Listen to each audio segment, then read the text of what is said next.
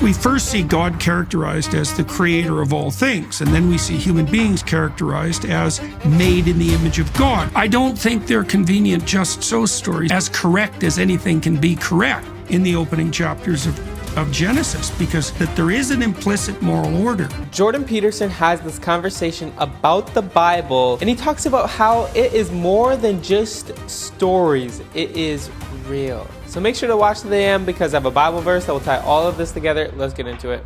Is it that our science will finally catch up to our philosophy and theology?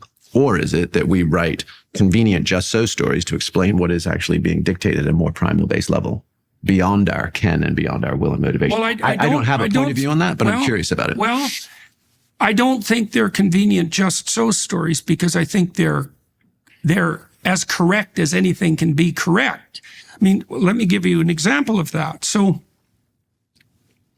the hero myth that's laid out in the Passion story has as part of its structure the insistence that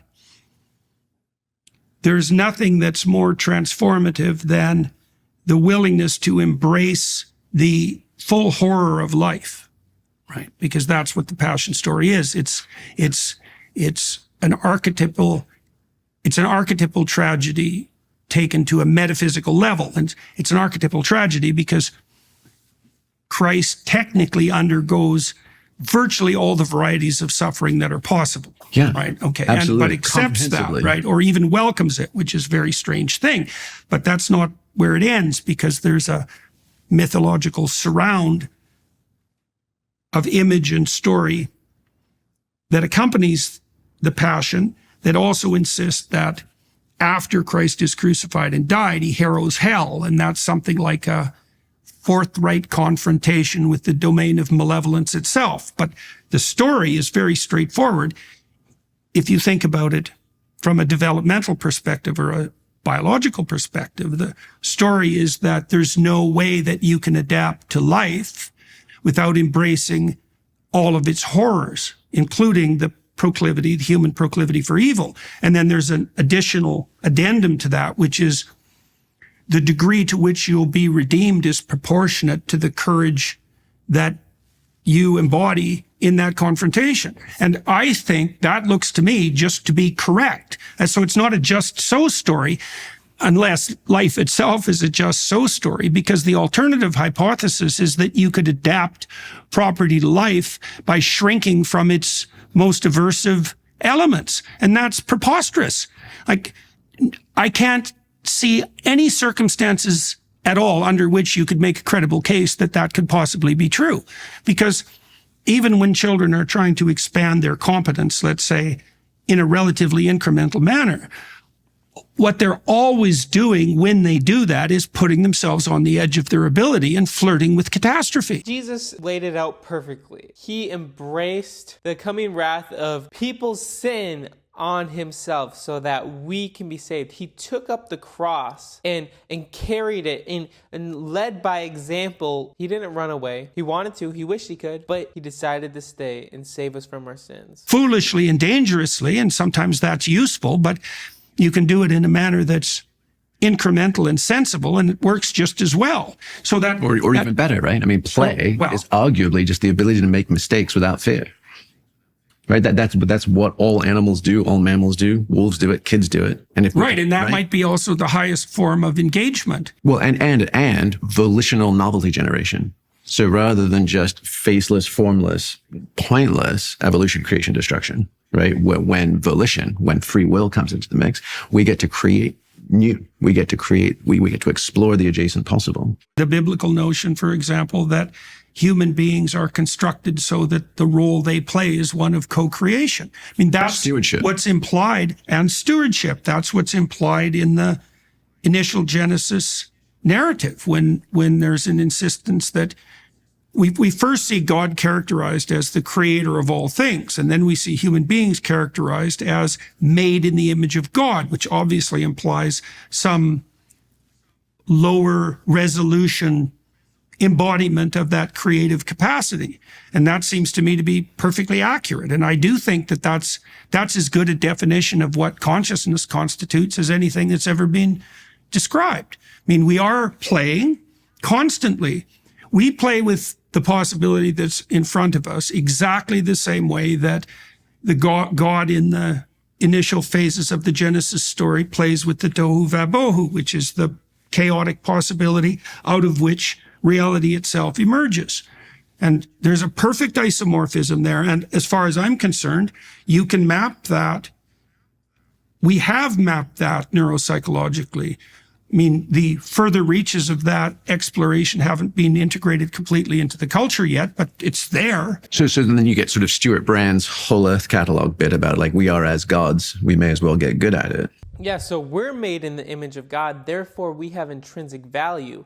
But we are not God. That's the problem with Satan and the devil. He tried to be like God. That's some of our problems, is when we try to be like God.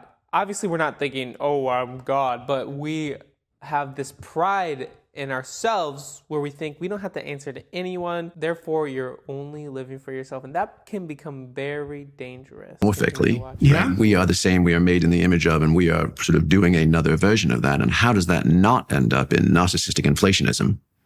That's a great question, but that's also the first question that's dealt with, one of the first questions that's dealt with in the opening chapters of Genesis, because God lays down an injunction to Adam and Eve, which is a very specific injunction. He says he basically tells the first two human beings that they have full freedom in the garden to interact with everything that's there, to name it, to steward it, to utilize it, but they're not to eat of the fruit of the tree of the knowledge of good and evil.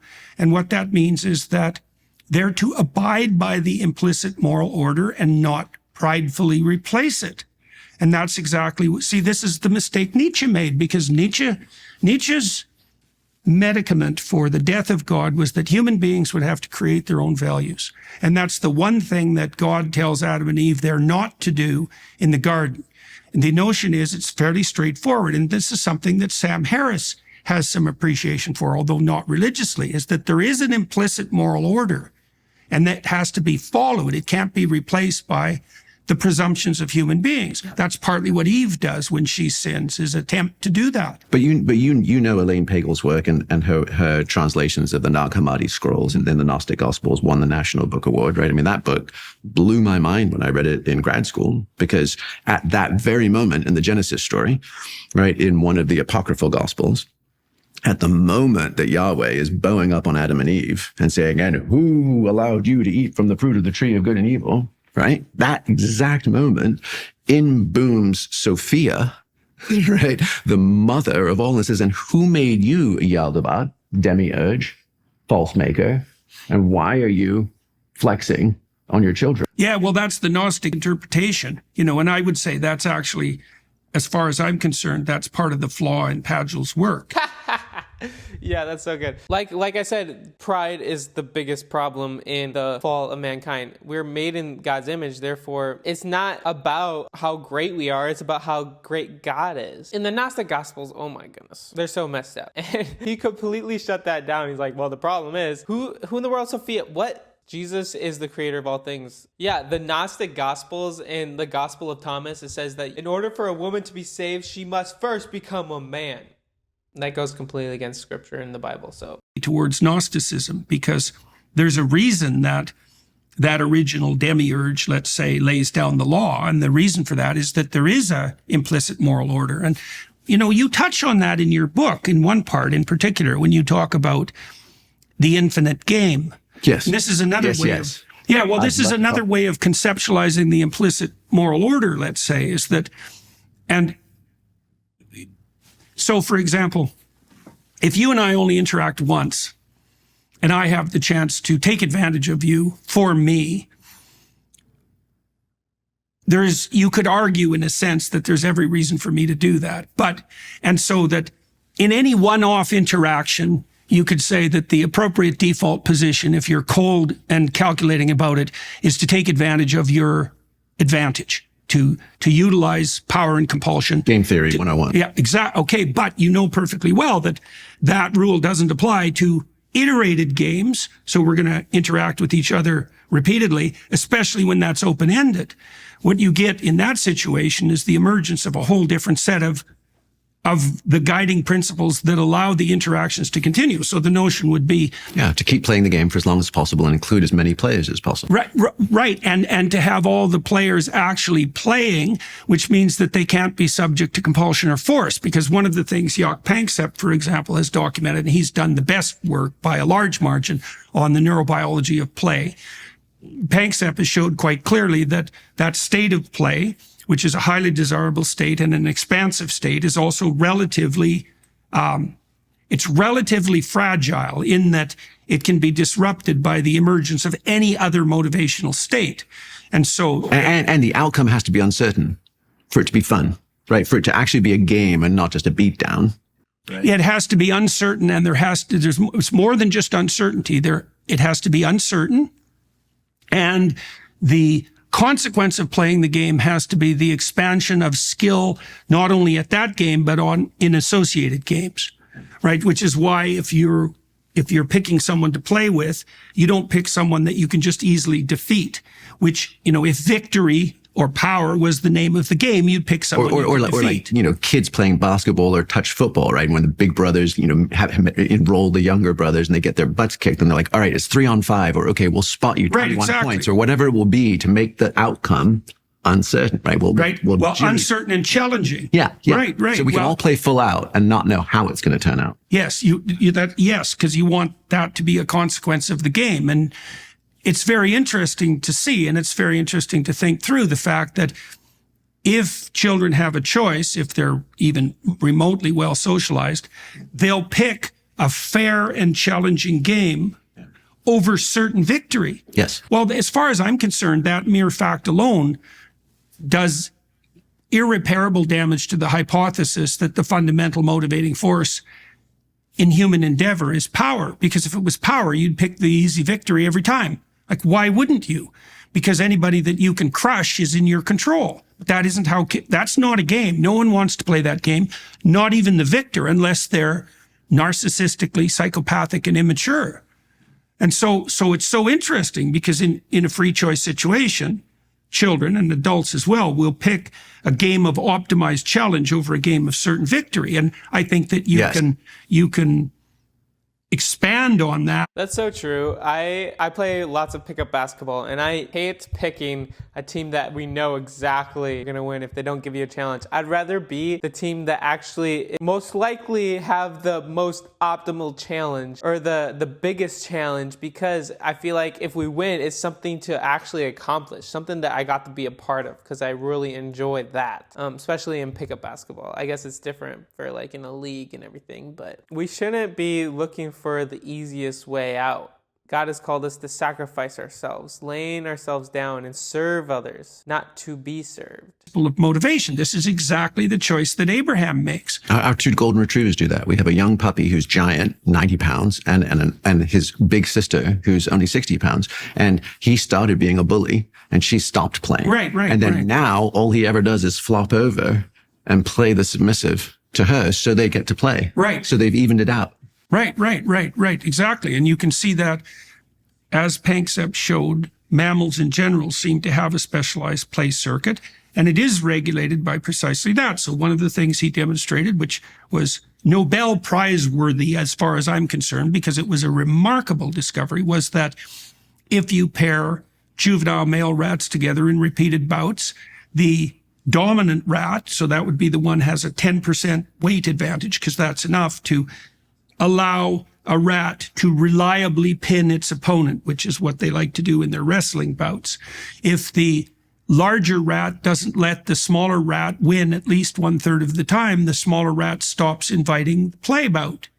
And so, people didn't understand the significance of that. The significance of that is that there's an implicit morality that emerges in consequence of repeated voluntary play. Like, that's a major league discovery. And that's part of that implicit moral order. Say that sentence again, please.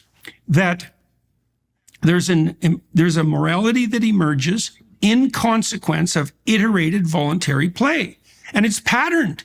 Yeah. So this also makes completely short shrift of any arguments about something approximating moral relativism. It's like, no, Wrong. Why? Because the constraints that exist in the domain of desirable, repeated, iterated play it's a straight and narrow path. It's a very difficult path to traverse. Moral relativism is not okay. It's something that doesn't exist. It's impossible. Now I have a Bible verse that will tie everything together. Romans 2 verse 15 says, they demonstrate that God's law is written in their hearts, for their own conscience in thoughts either accuse them or tell them they are doing right. Doesn't that point to a designer, a creator, someone who has put it on our hearts to do right? Anyway, guys, thank you so much for watching. Comment down below your thoughts on this, whatever that may be. And please like this video, subscribe. Shout out to all my subscribers who've been loving and supporting me all this time. I love and appreciate you all. It means the world. And guys, you might like these videos here. Peace.